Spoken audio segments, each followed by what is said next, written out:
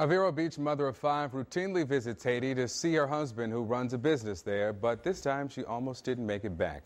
Terry Parker joins us with details on how she was able to survive. Terry.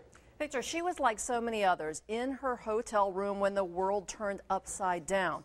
But this mother was able not only to make it out, but then to avoid long delays getting home from the airport. Here's her story. At Stone Grove Middle School. Regina Edmond is back home with her 5 children. The memory of being caught in Haiti's earthquake, something she'll never forget. The earth was moving up under you and you couldn't control anything. You couldn't, the doorway was moving, the hallway was moving.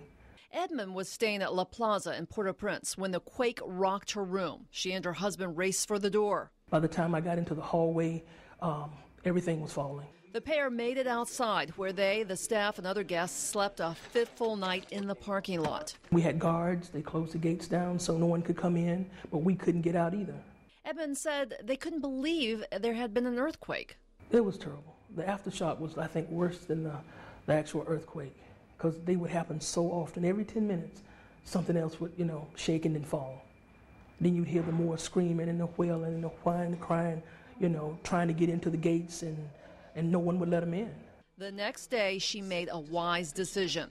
She hailed a police officer and asked him to take them not to the overwhelmed airport, but to the embassy. One was inside, one was on the back with his motorcycle and his gun, and that's how we got out. But on the 4-hour drive, they had to pass and even move from the road dozens of bodies, many children. He couldn't take it. The police officer was like, it's just too many dead babies.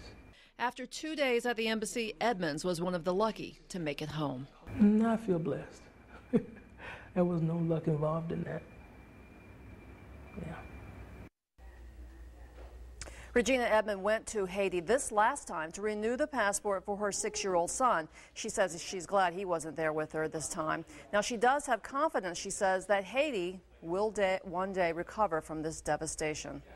Terry Parker, WPBF 25 News.